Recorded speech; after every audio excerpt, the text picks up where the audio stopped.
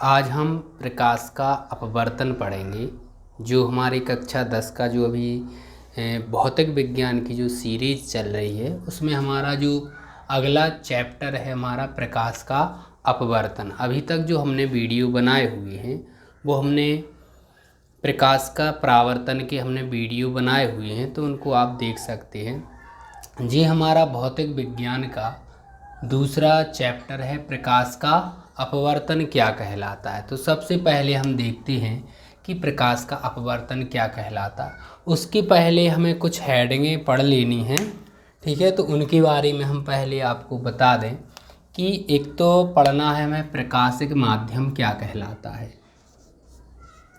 प्रकाशिक माध्यम, ठीक है, एक प्रकाशिक माध्यम होता है। मतलब प्रकाशिक माध्यम क्या कहलाता है उसको देखें। जिस माध्यम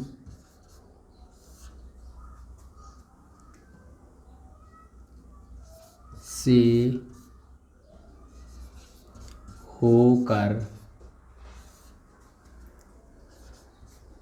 प्रकाश किरणें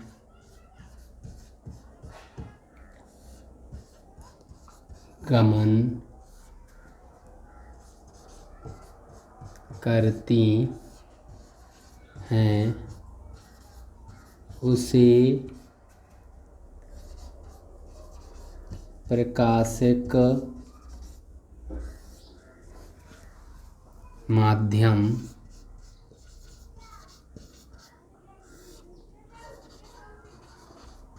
कहते हैं। तो प्रकाशिक माध्यम की परिभाषा है जिस माध्यम से होकर प्रकाश किरणें गमन करती हैं उसे हम प्रकाशिक माध्यम कहते हैं।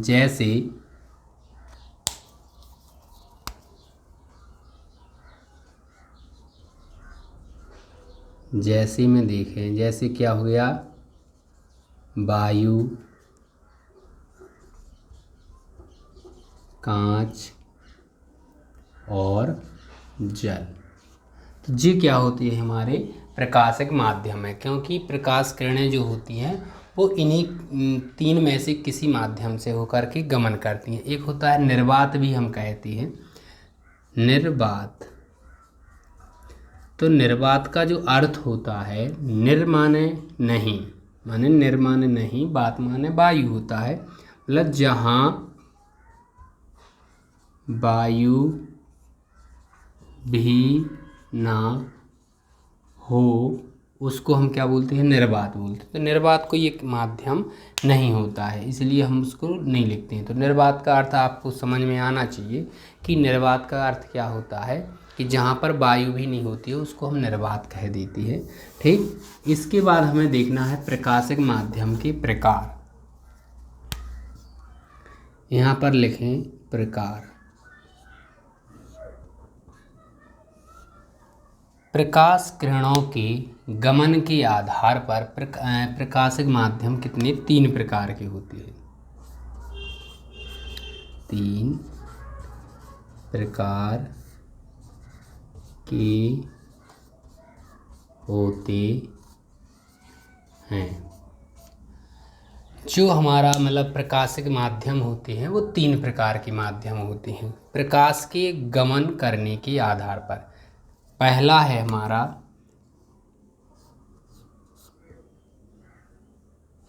दूसरा है ए, यहाँ पे हम तीसरा लिखेंगे।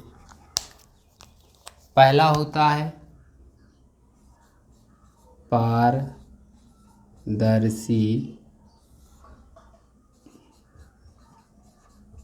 माध्यम, एक होता है अपारदर्शी और एक होता है क्या, पारभासी। एक पारभासी होता है। पारदर्शी माध्यम वह होता है जिसमें से प्रकाश किरणें क्या होती हैं, आर पार निकल जाती हैं। जैसे यहाँ पर हम ले लें साफ जल, कांच। तो ये क्या हो गया हमारा पारदर्शी माध्यम हो गया। अपारदर्शी में हम लिखेंगे गंदा पानी, तेल लगा कागज। नहीं जी, अपारदर्शी की नहीं है। इसमें हम लिखेंगे जैसे दीवार हो गई, दीवार हो गई, लोहे की चद्दर हो गई। मतलब अपारदर्शी माध्यम वह होता है जिससे प्रकाश किरणें गमन नहीं कर पाती, उसको बोलते हैं हम अपारदर्शी माध्यम। जैसे दीवार है, दीवार के आर पार प्रकाश नहीं जा सकता है। लोहे की चद्दर हो गई, ठीक है। पारदर्शी मतलब जिस माध्यम से होकर प्रकाश किरणें गुजर जाती हैं। जैसे साफ मतलब जल ले लें, साफ जल है तो उसमें से प्रकाश किरणें आसानी से गुजर जाती हैं। कांच ले लें, जो हमारा कांच होता है, साफ कांच होता है, वह भी कैसा है पारदर्शी माध्यम। पारभासी में आता है गंदा पानी, गंदा पानी और तेल लगा कागज आदि। पारभासी वह माध्यम होता है जिसमें से प्रकाश किरणें हैं निकल तो पाती हैं लेकिन बहुत ही कम निकल पाती, मतलब 50% निकल पाएंगी और 50% नहीं निकल पाएंगी। तो अगर उसको हम पहचान, जैसे गंदा पानी ले लें और अगर उसमें हम टॉर्च मारती हैं, ठीक है, जैसे हमने मान लिया कि जी हमारा एक कांच का क्या है बीकर हो गया और इसमें हमने क्या भर दिया है गंदा पानी। तो इससे आर पार आप जैसे ही देखेंगे या टॉर्च मारेंगे तो कुछ प्रकाश यहाँ से निकलेगा, ठीक है। ऐसे ही आप तेल लगे हुए कागज़ में से आप देखेंगे तो आपको धुंधला दिखाई देगा, आपको साफ दिखाई नहीं देता। तो ऐसा माध्यम जिसमें से प्रकाश किरणें बहुत ही कम गुजर पाती हैं, ऐसे माध्यम को पारभासी माध्यम कहते हैं। जैसे गंदा पानी हो गया, तेल लगा कागज हो गया। तो ये तो हो गए हमारे प्रकाशिक माध्यम के प्रकार हो गए। अब हम पढ़ेंगे प्रकाश के गुण क्या होते हैं। प्रकाश के गुण या लक्षण। पहला होता है प्रकाश एक प्रकार की ऊर्जा है। क्या है? प्रकाश एक प्रकार की ऊर्जा है जो हमारे दृष्टि ज्ञान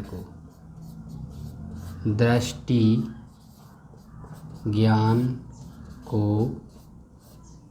जागृत करता है। मतलब प्रकाश एक प्रकार की ऊर्जा है जो हमारे दृष्टि ज्ञान को जागृत करता है। जैसे अगर किसी अंधेरे कमरे में जाएं और अगर हम देखने का प्रयास करें तो हमें कोई वस्तु वहाँ दिखाई नहीं देती, क्योंकि उस वस्तु पे प्रकाश नहीं पड़ रहा है। तो प्रकाश एक प्रकार की ऊर्जा है जो हमारे दृष्टि ज्ञान को जागृत करता है। माने प्रकाश के कारण ही हमें क्या होती हैं, वस्तुएं दिखाई देती हैं। अगला हमारा प्रकार है 2 नंबर पे, यहाँ दूसरा प्रकार हमारा है, मतलब दूसरे गुण हैं इसके।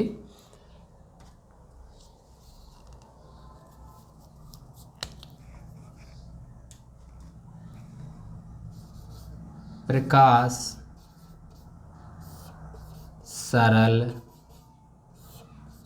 रेखा में गमन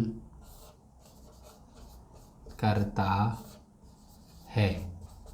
जो प्रकाश है हमारा वह क्या होता है, एक सरल रेखा में गमन करता है। जैसे अगर हम क्या करें, टॉर्च ले लें, जो टॉर्च होती है हमारी, उससे हम क्या करें, उस यहाँ से जलाएं और उसके मार्ग में प्रकाश की जो किरणें यहाँ से डालेंगे हम टॉर्च के माध्यम से, तो जैसे ही प्रकाश किरणें यहाँ टकराएंगी तो इसकी तरफ हमें क्या है, उसकी परछाई दिखाई देगी। यानी अपारदर्शी वस्तु यदि कोई हम रखते हैं प्रकाश के माध्यम में, प्रकाश की किरणों के मार्ग में, तो हमें उसकी परछाई दिखाई देगी दूसरी तरफ। क्यों दिखाई देगी? क्योंकि जो प्रकाश किरणें हैं वो तो सीधी रेखा में गमन करती है। उसको हमें ऐसे समझ लें कि जी मान लीजिए कि एक टॉर्च है हमारी और इससे हमने प्रकाश डाला हुआ है, यहाँ पे हमने कोई क्या रख दी है, अपारदर्शी वस्तु। तो प्रकाश किरणें क्या हुई, यहाँ पर यहाँ से आगे नहीं बढ़ पाएंगी। क्यों? क्योंकि जी क्या है, हमारी कोई एक अपारदर्शी वस्तु। तो इससे सिद्ध होता है कि प्रकाश जो चलता है वो सीधी रेखा में गमन करता है। अगला इसका गुण होगा प्रकाश की चाल। प्रकाश की चाल निर्वात में, निर्वात या वायु मान ली, तो वायु में भी अधिकतम है और निर्वात तो निर्वात ही है। 3 गुणित 10 के ऊपर 8 की घात मीटर प्रति सेकंड होती है। जो प्रकाश की चाल होती है वो निर्वात में कितनी होती है, 3 गुणित 10 के ऊपर 8 की घात मीटर प्रति सेकंड होती है। तो ये प्रकाश की चाल होती है अधिकतम। अब यदि किसी माध्यम से होकर, जैसे ये निर्वात में है, वायु में भी हम मान के चलते हैं कि प्रकाश की चाल जो है वो अधिकतम ही होती है। लेकिन अगर ये कांच से जा रही है या जल से प्रकाश किरणें गुजर रही हैं तो उसकी चाल क्या होती है, कम हो जाती है। ठीक। अगला इसका गुण है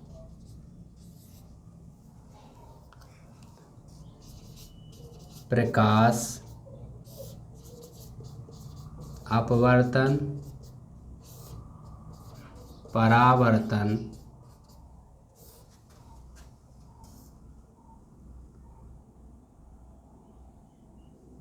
प्रकीर्णन आदि गुणों को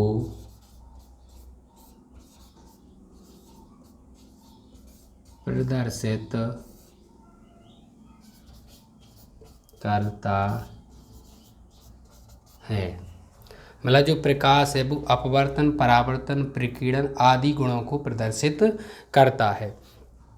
अपवर्तन परावर्तन हम पढ़ चुके हैं, अपवर्तन हम इस पाठ में पढ़ेंगे, प्रकीर्णन भी हम इसी पाठ में पढ़ेंगे। तो इन गुणों को वो प्रदर्शित करता है प्रकाश। तो जी हमारा क्या है, एक बेसिक चीज़ है कि प्रकाश का अपवर्तन पढ़ने से पहले हमें इन चीज़ों को पढ़ना बहुत ज़रूरी होता है। तो इसको आप नोट कर लें पहले, फिर हम पढ़ेंगे प्रकाश का अपवर्तन क्या कहलाता है।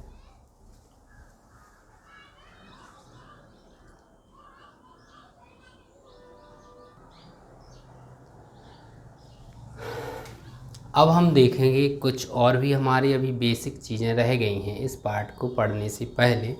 तो सबसे पहले हम देखते हैं कि सघन माध्यम क्या होता है और एक विरल माध्यम होता है वो क्या होता है। अब हम सघन माध्यम की परिभाषा यहाँ पे लिखेंगे, जिस माध्यम में प्रकाश की चाल न्यूनतम होती है। जिस माध्यम में यहाँ पे आपको में जोड़ लेना है, जिस माध्यम में प्रकाश की चाल न्यूनतम होती है उस माध्यम को, उस माध्यम को सघन माध्यम कहते हैं। सघन माध्यम कहते हैं। ठीक है, तो ये हमारे हो गई क्या है, सघन माध्यम की परिभाषा। जिस माध्यम में प्रकाश की चाल न्यूनतम होती है उस माध्यम को हम क्या कहते हैं, सघन माध्यम कहते हैं। अब यहाँ पे इसका अपवर्तनांक अधिकतम होता है, इसका अपवर्तनांक भी अधिक होता है, अधिक होता है। ये ध्यान रखना है, मतलब सघन माध्यम यदि है तो उसका अपवर्तनांक भी क्या होता है, अधिक होता है, अपवर्तनांक अधिक होता है। अब हम देखते हैं विरल माध्यम क्या कहलाता है। जिस माध्यम में प्रकाश की चाल अधिकतम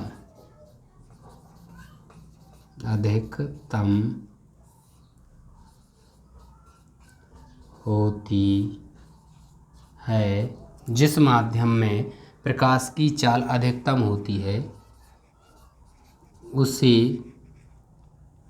विरल माध्यम क्या बोलते हैं, विरल माध्यम कहते हैं। इसका अपवर्तनांक सघन माध्यम से कम होता है, सघन माध्यम से कम होता है। तो ये हमारी परिभाषा हुई विरल माध्यम की। जिस माध्यम में प्रकाश की चाल अधिकतम होती है उसे विरल माध्यम कहते हैं। इसका अपवर्तनांक सघन माध्यम से हमेशा कम रहता है। अब हम कैसे पता करें कि कोई माध्यम हमें सघन है या कोई माध्यम विरल है, तो जब तक हमारे पास दो माध्यम नहीं होंगे, क्योंकि सघन और विरल माध्यम तुलना करने की एक बात है। तुलना कैसे, जैसे हमने ले लिया यहाँ पे उदाहरण के तौर पे ले लें कि मान लो कि एक तरफ हमने ले लिया क्या, वायु, और एक चीज हो गया हमारा एक पृथककारी पृष्ठ, मतलब इसके ऊपर क्या है, वायु, और इसके नीचे क्या ले लिया हमने, जल ले लिया। तो वायु क्या होगी यहाँ पे, विरल माध्यम हो गया। वायु एक विरल माध्यम है, जबकि जल एक क्या है, सघन माध्यम है। क्यों? क्योंकि प्रकाश की चाल जल की अपेक्षा वायु में क्या होती है, कम होती है। सॉरी, वायु में प्रकाश की चाल अधिकतम होती है जल की अपेक्षा, मतलब वायु में प्रकाश की चाल अधिक है, जल में प्रकाश की चाल कम है। इसलिए जिस माध्यम में प्रकाश की चाल अधिकतम होती है उसको हम क्या बोलते हैं, विरल माध्यम। जिस माध्यम में प्रकाश की चाल न्यूनतम होती है उसको बोलते हैं सघन माध्यम। तो यहाँ पर वायु क्या है, विरल माध्यम है, और जल क्या हो गया, एक सघन माध्यम। क्यों? मतलब दोनों माध्यमों में तुलना करेंगे हम, तब पता कर पाएंगे कि कौन सा हमारा विरल माध्यम होगा और कौन सा हमारा सघन माध्यम होगा। अब यहाँ पे अगर हम ले लें एक उदाहरण और ले लें, यहाँ पे हमने ले लिया क्या, जल, और यहाँ पर क्या ले लिया हमने, कांच। अब इन दोनों में कौन होगा, तो कांच की अपेक्षा जल में प्रकाश की चाल अधिकतम होती है, मतलब जल में प्रकाश की चाल अधिक है और कांच में प्रकाश की चाल कम है। इसलिए जल क्या है, यहाँ पे विरल माध्यम का काम कर रहा है और कांच एक सघन माध्यम का काम कर रहा है। तो जब दो माध्यम होंगे तभी हम कह सकते हैं कि कोई माध्यम सघन है या कोई माध्यम विरल है। अगर कोई एक ही माध्यम है, एक ही माध्यम है, तो हम नहीं कह सकते हैं कि वह सघन है या कि वह विरल है। तो जी आपको ध्यान रखना है कि सघन और विरल हम तब पता कर पाएंगे जब हमें दो माध्यम दिए रहते हैं। तो जी हमारी क्या हो गई, सघन और विरल माध्यम। तो इनकी परिभाषाओं को आप अच्छे से समझ लें, क्योंकि जब भी हम ये चैप्टर की अभी परिभाषा पढ़ेंगे हम प्रकाश के अपवर्तन की, तो उसमें हमें सघन और विरल माध्यम पता होना चाहिए, तभी हम इसको समझ पाएंगे। तो पहले आप इसको नोट कर लें।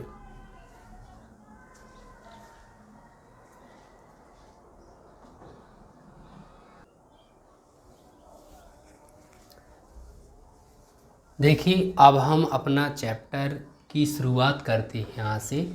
तो हम पहले पढ़ेंगे प्रकाश का अपवर्तन किसे कहते हैं। तो जी हमने परिभाषा यहाँ पर लिखी हुई है, आप देखें कि जब कोई प्रकाश किरण एक माध्यम से दूसरे माध्यम में प्रवेश करती है तो वह अपने पृथक्कारी पृष्ठ से अपने मार्ग से क्या होती है, विचलित हो जाती, माने भटक जाती है। प्रकाश की इस घटना को ही हम क्या कहते हैं, प्रकाश का अपवर्तन कहते हैं। तो एक परिभाषा द्वारा सुन लें कि जब कोई प्रकाश किरण होती है, वह जब भी एक माध्यम से दूसरे माध्यम में जाती है तो वह जो पृथक्कारी पृष्ठ होता है उससे अपने मार्ग से क्या है, विचलित हो जाती है। तो प्रकाश की जो घटना है यह, उसको हम बोलते हैं अपवर्तन। अब हम इसको क्या है, एक चित्र के माध्यम से यहाँ पर समझेंगे।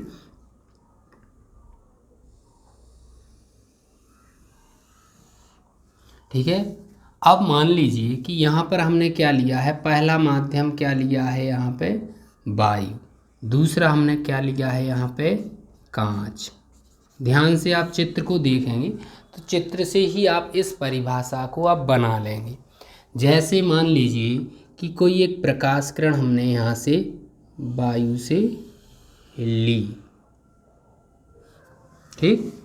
अब यहाँ पे आपतित हुई, ठीक है, जिसको हमने नाम दे दिया क्या, ए, और यहाँ पे नाम दे दिया हमने ओ। अब देखो जी हमारा पृथक्कारी पृष्ठ है, क्यों है, क्योंकि यहाँ से इसके ऊपर क्या है, वायु है, और इसके नीचे क्या है, कांच है। तो जी क्या एक पृथक्कारी पृष्ठ का काम कर रहा है।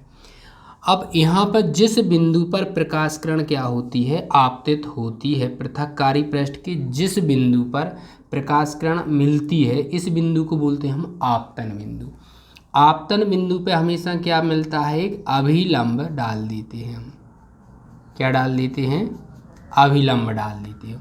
और अभिलंब आपको पता होना चाहिए, इसको नाम देते हैं एम और इसको नाम देते हैं एन। आपको पता होगा कि अभिलंब हमेशा पृष्ठ के साथ कितने अंश के कोण पे होता है, 90 डिग्री के एंगल पे हम क्या है, अभिलंब को डालते हैं। तो पृष्ठ के साथ 90 अंश के कोण पे हम अभिलंब को डाल देते हैं। तो जी हमने अभिलंब खींच दिया है।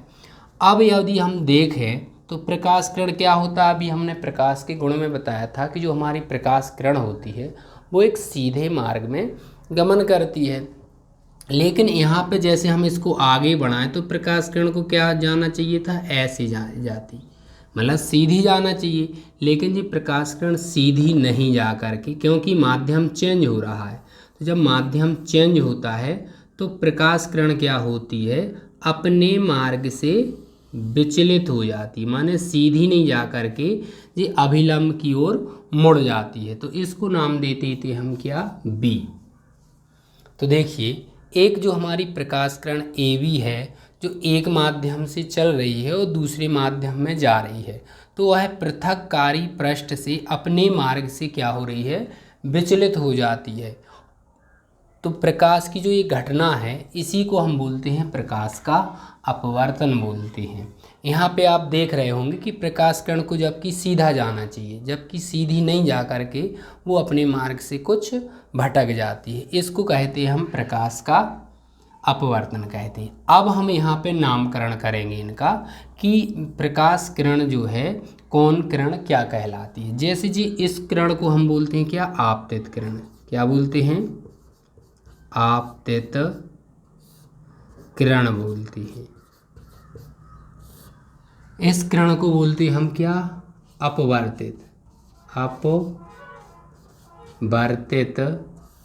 किरण, क्योंकि अपवर्तन पढ़ रहे हैं तो जी अपवर्तित किरण है। ये क्या हो गया आपका, अभिलंब हो गया, जी हमारा अभिलंब हो गया। अब हमारा आपतित किरण और अभिलंब के बीच एक कोण बनता है जिसको हम बोलते हैं आपतन कोण। इसको दर्शाते हैं हम आई से। इसको काय से दर्शाते हैं हम, आई से दर्शाते हैं। अब अभिलंब और अपवर्तित किरण के बीच भी क्या होता है, एक कोण बनता है जिसको हम दर्शाते हैं आर से। तो जी हमारा क्या होता है, चित्र हो जाता है।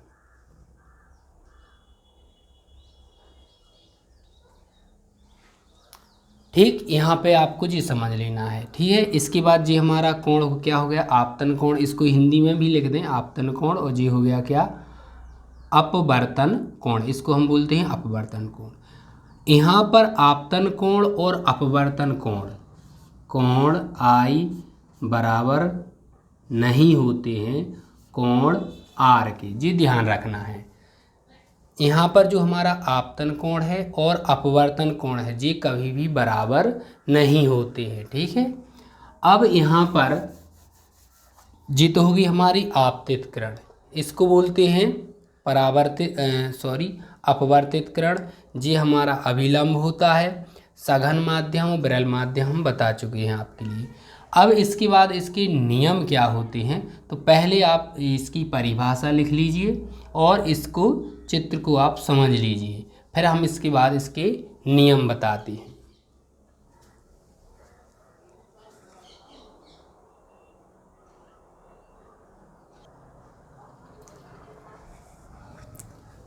अब हम देखते हैं कि अपवर्तन के नियम क्या होते हैं। तो अब जैसे हमने परावर्तन वाले पार्ट में पढ़े थे कि परावर्तन के 2 नियम थे, उसी प्रकार से अपवर्तन के भी हमारे 2 नियम हैं। पहला नियम होता है आपतित किरण, अपवर्तित किरण, आपतन बिंदु पर खींचा गया अभिलंब तीनों एक ही तल में होते हैं। तो जी हमारा पहला नियम है आपतित किरण, अपवर्तित किरण, आपतन बिंदु पर खींचा गया अभिलंब तीनों एक ही तल में होते हैं।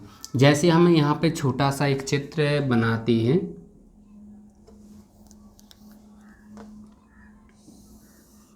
यहाँ पर हमने क्या ली थी, वायु, यहाँ पर क्या लिया है, कांच। जैसे यहाँ पे हमने कोई प्रकाश किरण ली थी और जी अपवर्तन के बाद अपने मार्ग से ऐसे भटक रही थी, यहाँ पर हमने अभिलंब खींचा हुआ था।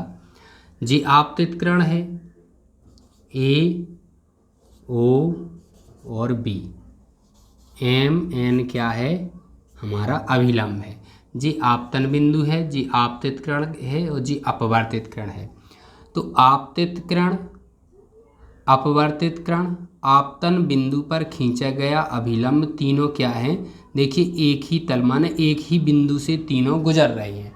तो पहले नियम का यही अर्थ है कि आपतित किरण, अपवर्तित किरण, आपतन बिंदु पे खींचा गया अभिलंब तीनों एक ही तल मतलब एक ही बिंदु पे होते हैं। ये हमारा पहला नियम होता है। दूसरा नियम है किन्हीं 2 माध्यमों के लिए आपतन कोण आई की ज्या एवं अपवर्तन कोण आर की ज्या साइन का अनुपात एक नियतांक होता है। यानी नियतांक माने एक अनुपात में होता है। जैसे जैसे हम क्या करते हैं, इसका मान बढ़ाते हैं, इसका भी मान क्या होता है, होगा, बढ़ जाएगा। मतलब इसके अनुपात में इसका मान या तो बढ़ेगा या घटता है, जी हमेशा ध्यान रखना है।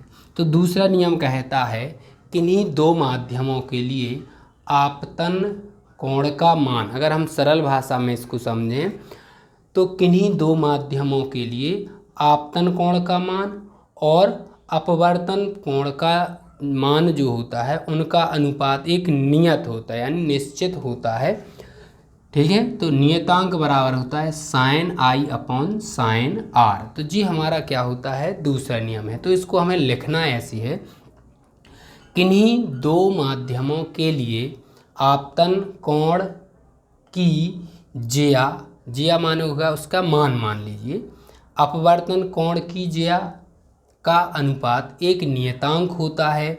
नियतांक बराबर होता है sine I upon sine R, यानी अनुपात मतलब sine I upon sine R. इसे हम स्नेल का नियम भी कहते हैं। इसे स्नेल का नियम भी कहते